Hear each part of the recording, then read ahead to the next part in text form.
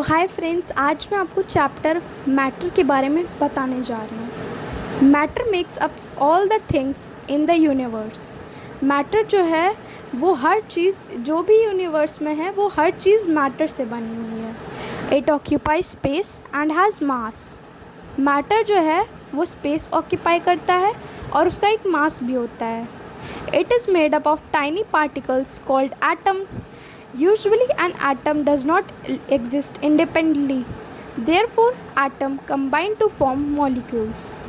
Matter जो है वो एग्जिस्ट नहीं करता इंडिपेंडेंटली, मतलब सेल्फ में नहीं रहता है।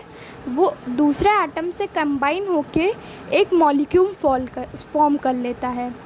The atoms or molecules are highly packed in solid and loosely packed in liquids and gases.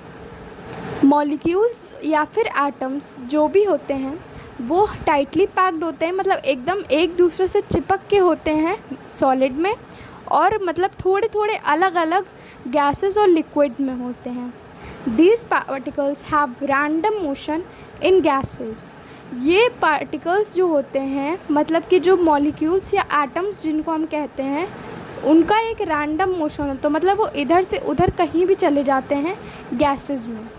अब हम लोग पढ़ेंगे इंटरमॉलिक्यूलर थ्योरी ऑफ मैटर के बारे में. The theory enables us to understand the behaviour of the molecules in solid, liquid and gases, which is known as kinetic molecular theory. तो मतलब कि ये जो थ्योरी है हमारी, वो हमारे मॉलिक्यूल्स जो हम लोग का बिहेवियर होता है, हम लोग का नहीं, सॉलिड्स का बिहेवियर होता है, सॉलिड्स का, लिक्विड या गैसेस का जो मॉलिक्यूल्स का बिहेवियर होता है, उसे हम लोग काइनेटिक मॉलिक्यूलर थ्योरी कहते हैं. उसमें कई सारे पोस्टुलेट्स हैं जिनके बारे में हम लोग पढ़ने जा रहे हैं. सबसे पहले है composition of matter. Matter is composed of molecules. तो हम लोग को पता है कि मैटर जो है वो मॉलिक्यूल्स में है. मॉलिक्यूल्स मतलब कि हमारा जो यहाँ पे जो एटम है वो कंबाइन होकर मॉलिक्यूल बनता है. तो मतलब हम लोग बेसिकली दो एटम के बारे में बात कर रहे हैं. तो The molecules of a given substances are identical in all respects. मतलब कि जो molecules हैं substances के, वो हर तरफ एक ही जैसे होते हैं. मतलब अगर एक ड्रॉप ऑफ वाटर है या फिर एक ग्लास ऑफ वाटर है, दोनों की प्रॉपर्टीज़ और दोनों की आइडेंटिकल टर्म्स जो हैं, केमिकल प्रॉपर्टीज़, वो सब सेम होंगी क्योंकि वो मॉलिक्यूल वाटर का ही है. तो अब हम लोग पढ़ेंगे molecule movement of molecules and kinetic energy. Molecules in matter constantly move. मतलब कि वो एक जगह से दूसरी जगह मैटर के में मॉलिक्यूल्स जो मैटर में होते हैं प्रेजेंट, वो एक जगह से दूसरी जगह घूमते रहते हैं इधर उधर. Due to this movement molecules possesses energy called kinetic energy. Kinetic energy के बारे में हम लोगों ने फिज़िक्स में पहले भी पढ़ चुका है, ठीक है. तो मतलब कि जो ये मूवमेंट हमारा होता है मॉलिक्यूल्स में, जो मैटर में प्रेजेंट होते हैं मॉलिक्यूल्स में, वो एक एनर्जी को प्रोसेस करते हैं क्योंकि वो मूव करते हैं एक जगह से, जिसको हम लोग कहते हैं kinetic energy. The kinetic energy of molecules of matter changes when it is heated or cooled. मतलब कि जो काइनेटिक एनर्जी हमारा होता है, वो मॉलिक्यूल्स का जो काइनेटिक एनर्जी होता है, वो चाहे हम लोग हीट करें चाहे कूल करें, वो चेंज हो जाता है. अब पढ़ेंगे हम लोग इंटरमॉलिक्यूलर स्पेस के बारे में. There are empty spaces between the molecules of matter. The empty spaces between different molecules are called interparticle और intermolecular space. मतलब कि जो molecules होते हैं मैटर के अंदर, उसमें कई सारे empty spaces होते हैं, जैसे कि liquid और gases में.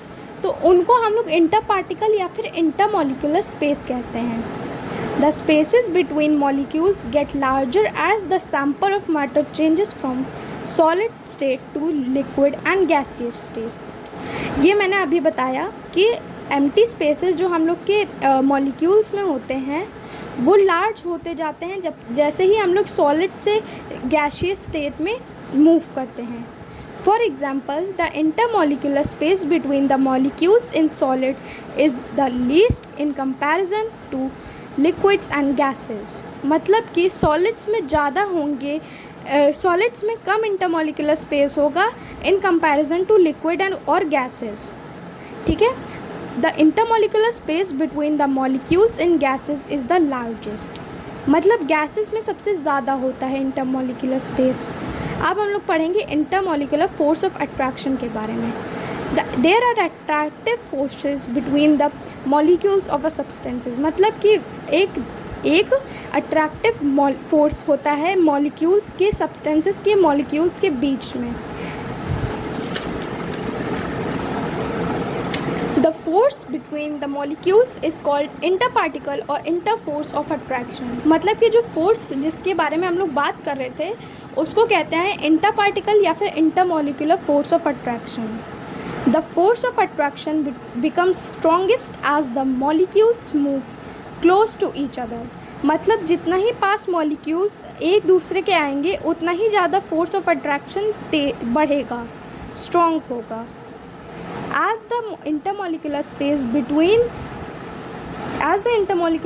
between the molecules decreases, the intermolecular force of interaction increases and vice versa, मतलब कि यही हुआ कि हम लोग का अगर वो हमारे जो मॉलिक्यूल्स हैं वो पास में रहेंगे तो फोर्स ज़्यादा रहेगा, और अगर कम दूर में रहेंगे तो फोर्स कम हो जाएगा हमारा। The intermolecular force is strongest in solids as the molecules in solids are closely packed। हमारा मॉलिक्यूल्स में जो सॉलिड्स के होते हैं वो सबसे ज़्यादा इंटरमॉलिक्यूलर फोर्स होता है क्योंकि वो एक दूसरे से एकदम चिपके रहते हैं। It is the weakest in gases as the intermolecular space in gases is the largest. सबसे ज़्यादा वीक हमारा इंटरमॉलिक्यूलर स्पेस जो फोर्स होता है वो गैसेस में कम होता है क्योंकि गैसेस में स्पेस ज़्यादा होता है।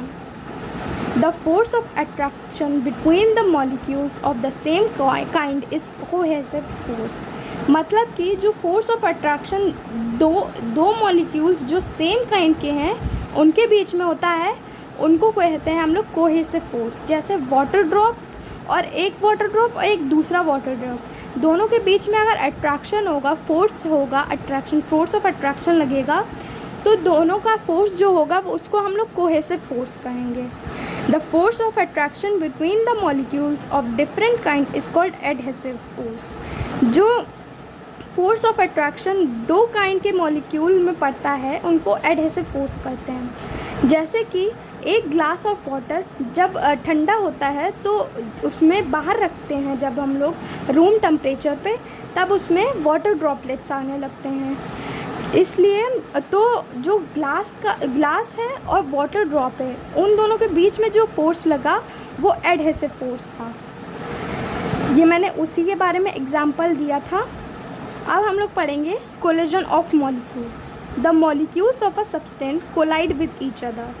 जो मॉलिक्यूल होते हैं हमारे कोई सब्सटेंस के, वो ईच अदर से कोलाइड होते हैं, मतलब एक दूसरे से वो लड़ जाते हैं कभी कभी। इन द गैसियस और liquid state the molecules also collide with the walls of the container in which the substance is kept. मतलब गैसियस और लिक्विड स्टेट में जो मॉलिक्यूल्स होता है वो ज़्यादा कोलाइड होते हैं, और वो जो कंटेनर में जिसमें वो रखे हैं गैस या फिर लिक्विड, वो उससे कंटेनर से जो है वो कोलाइड होते हैं, लड़ते हैं, पर हम लोग को दिखता नहीं है। The collision of between the molecules and the container exert pressure on the wall of the container.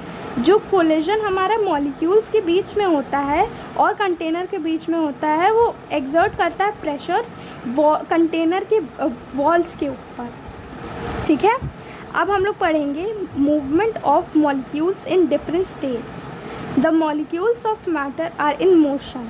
जो मॉलिक्यूल्स के मैटर होते हैं वो मोशन में रहते हैं, पर सॉलिड्स में वो हमेशा वाइब्रेट करते हैं क्योंकि वो एक दूसरे से एकदम चिपके हुए होते हैं।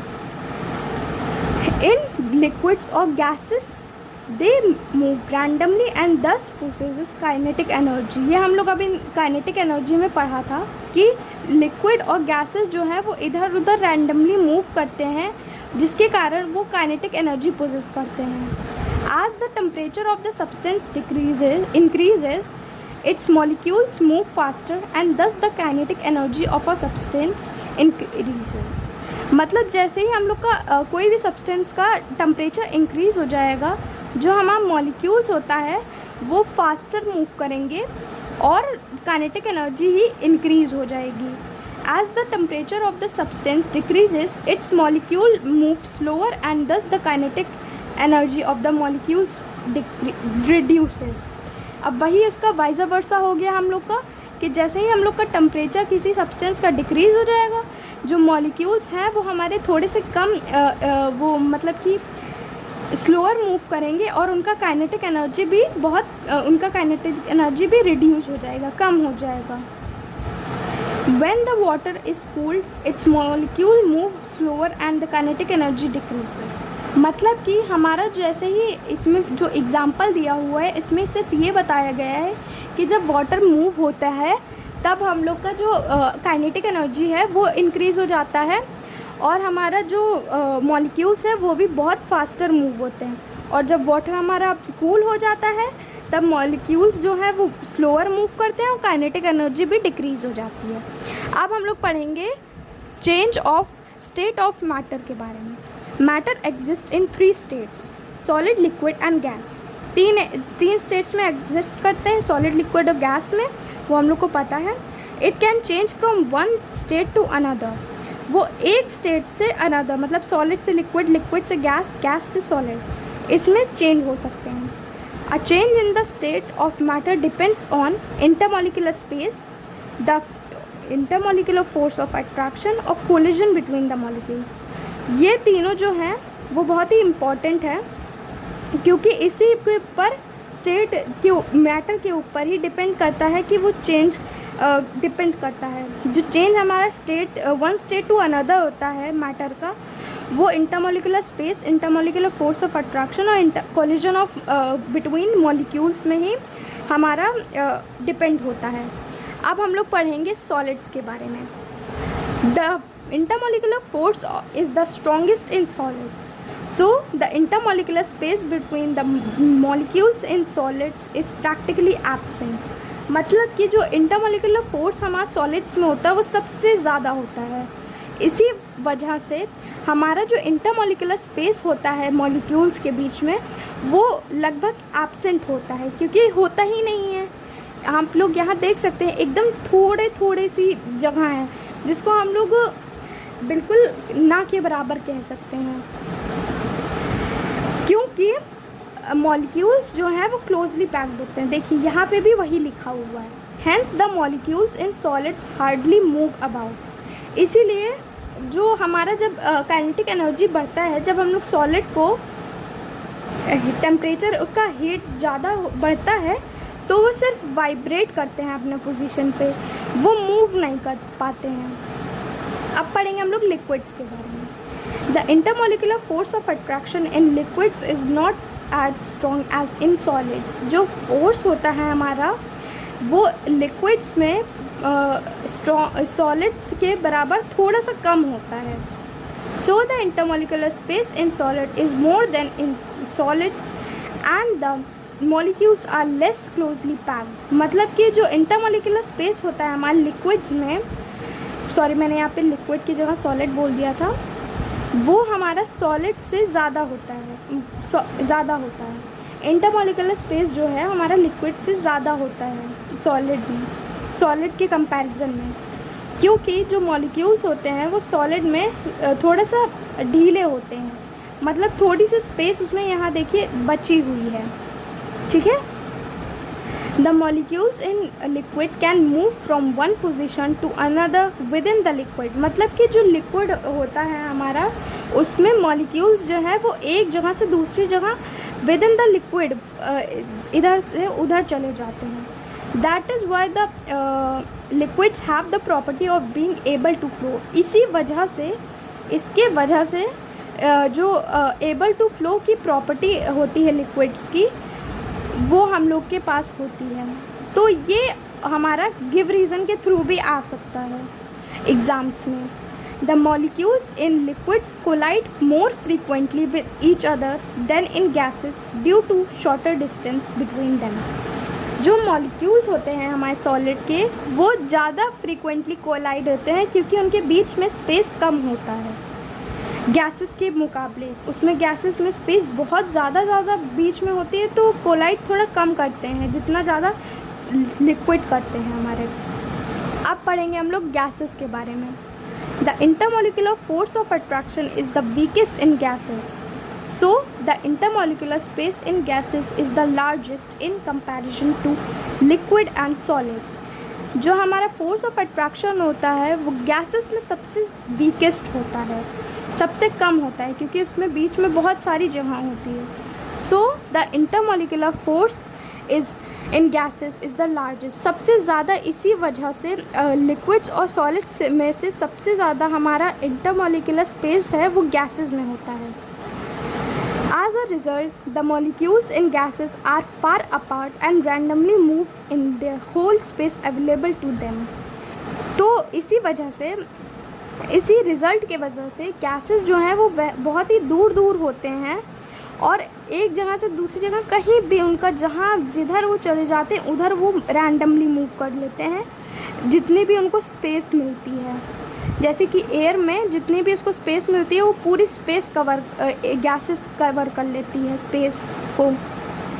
The molecules in gases also frequently collide with each other and with the sides of the container in which they are kept. ये अभी हम लोगों ने पढ़ा था movement of molecules in different states में और कोलिजन ऑफ मॉलिक्यूल्स में कि जो गैसेस है वो फ्रीक्वेंटली हमारी कोलाइड होती हैं जो जिस कंटेनर में वो लोग केप्ट होती हैं और दूसरे मॉलिक्यूल से भी। Why does a change of state occur. अब हम लोग पढ़ेंगे कि एक चेंज हमारा स्टेट का ऑकर क्यों होता है। When a solid is heated it molecules gain kinetic energy and become very active. जब कोई हमारा सॉलिड हीट होता है उसका जो हमारा काइनेटिक एनर्जी है वो गेन कर लेता है और बहुत ही एक्टिव बन जाता है। The molecules try to overcome the intermolecular force of attraction so they vibrate faster and move and start to move and the intermolecular space between them increases. तो इसी वजह से जो मॉलिक्यूल्स हैं वो हमारा ट्राई करते हैं कि वो इंटरमोलिकुलर फोर्स ऑफ अट्रैक्शन को ओवरकम कर लें और इसी वजह से वो वाइब्रेट बहुत फास्ट करने लगते हैं और इधर से उधर मूव करने लगते हैं जिसकी वजह से उनका इंटरमोलिकुलर स्पेस जो होता है वो भी इंक्रीज़ हो जाता है थोड़ा। If the temperature continues to increase at a certain point the intermolecular space between the molecules of the solid increases and the intermolecular force of attraction decreases. जैसे मतलब कि अगर हमारा टेम्परेचर इंक्रीज़ होता गया तो एक पॉइंट पे जो इंटरमोलिकुलर स्पेस होगा हमारा मॉलिक्यूल्स में वो इंक्रीज़ हो जाएगा और इंटरमोलिकुलर फोर्स हमारा डिक्रीज़ हो जाएगा जिसके कारण जो हमारा सॉलिड है वो लिक्विड में चेंज हो जाएगा। और अगर यही हमारा फर्दर हीटिंग होती रहेगी तो जो मॉलिक्यूल्स हैं वो और हीट गेन करेंगे और काइनेटिक एनर्जी गेन करेंगे जिसकी वजह से इंटरमोलिकुलर स्पेस जो है हमारा वो और इंक्रीज़ होगा और इंक्रीज़ होगा और जो इंटरमोलिकुलर फोर्स होगा वो और डिक्रीज़ हो जाएगा जिसकी वजह से इंटरमोलिकुलर स्पेस इतना वीक हो जाएगा और इंटरमोलिकुलर फोर्स इतना वीक हो जाएगा, इंटरमोलिकुलर स्पेस इतना बढ़ जाएगा कि जो लिक्विड होगा वो हम लोग का गैस में कन्वर्ट हो जाएगा।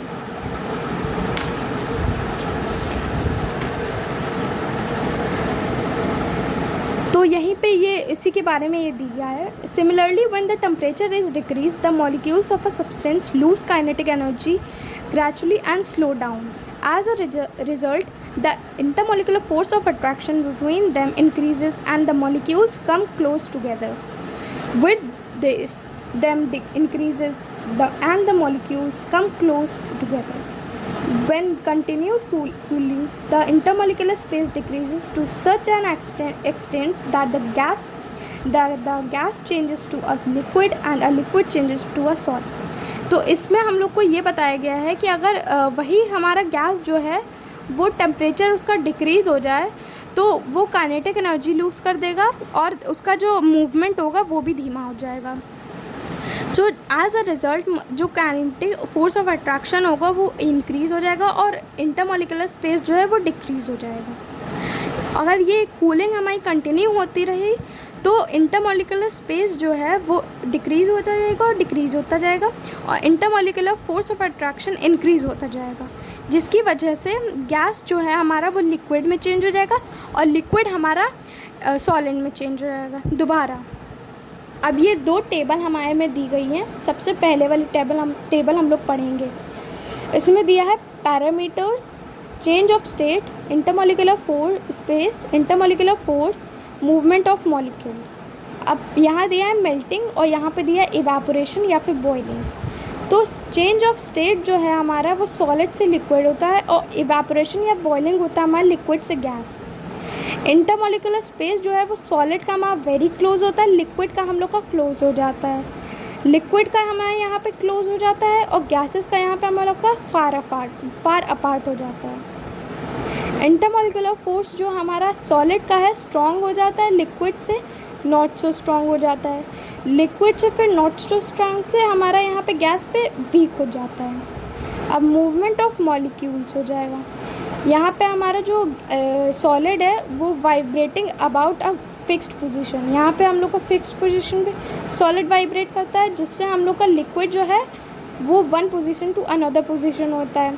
फिर यहाँ पे लिक्विड जो है वो वन पोजीशन से अनदर पोजीशन को गैस का हमारा रैंडमली ऑड लाइक डायरेक्शन में मूव हो जाता है। अब ये दोनों टेबल को अगर इसमें से आप एक टेबल लर्न कर लेते हैं, मान लो आपने ये वाली टेबल लर्न कर ली, तो आपको ये वाली टेबल लर्न करने की ज़रूरत ही नहीं, ये आपको अपने आप याद हो जाएगी। इसका अगर हम लोग जस्ट उल्टा कर दें तो ये हो जाएगा, मतलब इसका ये इधर, इसका ये इधर और ये इधर आ जाएगी, ये इधर आ जाएगी, बस और कुछ नहीं है इसमें। लोग पढ़ेंगे law of conservation of mass के बारे में। The molecules in a substance remain the same when the substance changes it's state. The thing that change are intermolecular space between the molecules and the arrangement and the movement of molecules. जो हमारे molecules होते हैं substance में वो हमेशा same रहते हैं, पर उसकी स्टेट चेंज हो जाती है। जो स्टेट जब चेंज होती है तो थिंग्स जो चेंज हो जाती हैं वो है इंटरमॉलिक्यूलर स्पेस, अरेंजमेंट और मूवमेंट जो मॉलिक्यूल्स के होते हैं वो। तो इसको हम लोग कहते हैं कंजर्वेशन ऑफ मास, जो हम लोग का फॉरवर्ड बाय होता है एंटोइन लेविजियर के द्वारा। It states that the matter can neither be destroyed during a chemical reaction. This means that there is no change in mass during a chemical reaction. In other words the mass of the products equal to the mass of the reactants in the reaction। मतलब कि हम लोग का ये बताया गया है कि मैटर जो है वो नाइदर हम लोग का डिस्ट्रॉय हो सकता है, नाइदर हम लोग का क्रिएट हो सकता है, पर वो ट्रांसफॉर्म हो सकता है। तो यहाँ पे हमारा मास में केमिकल रिएक्शन जब भी होता है तो मास में कोई चेंज नहीं आता है, क्योंकि जो प्रोडक्ट हमारा होता है वो उसका मास और जो रिएक्टेंट का हमारा मास होता है वो दोनों का सेम होता है। In a chemical reaction a change in the composition of a substance occur but there is no overall change in mass. मतलब यहाँ पे कोई भी चेंज नहीं होता है, यही अदर वर्ड्स में दिया गया हम लोग को। जैसे कि अगर मैग्नीशियम हमारा बर्न होता है, मैग्नीशियम हमारा ऑक्सीजन में बर्न होता है तो मैग्नीशियम ऑक्साइड बन जाता है, तो दोनों का मास जो है वो सेम होगा। नाइट्रोजन प्लस हाइड्रोजन अमोनिया बनाता है, तो मास हमारा जो नाइट्रोजन और हाइड्रोजन का होगा वो अमोनिया का भी मास ही होगा। जिसके साथ हम लोग का अब होता है एक्टिविटी 1। एक्टिविटी 1 में बताया गया है कि हम लोग कैसे वेरीफाई कर सकते हैं law of conservation of mass. तो सबसे पहले इसने हम लोग का क्या किया है, take 10 ml of sodium sulphate solution in a conical flask.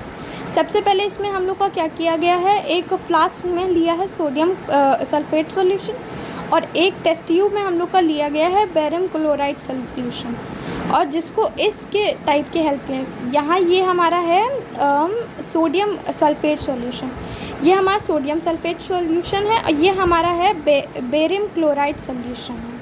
ठीक है, इसको धागे की हेल्प से किया है। जब ये धागा हम लोग इसमें डालेंगे टेस्ट ट्यूब के धागे के हेल्प से हम लोग टेस्ट ट्यूब इसमें यहाँ डालेंगे, तो एक हमारा क्या वो प्रेसिपिटेट बनेगा, वाइट प्रेसिपिटेट बनेगा, और फिर जब वो कूल होके यहीं इसी में वो इवापोरेट होके जब कंडेंस होके इसी में आ जाएगा, तब जब हम लोग बिफोर द मास जब हम लोग का केमिकल रिएक्शन नहीं हुआ था उसका मास चेक करेंगे, और अभी का मास रिएक्शन के बाद का मास चेक करेंगे, तो दोनों का मास सेम आएगा।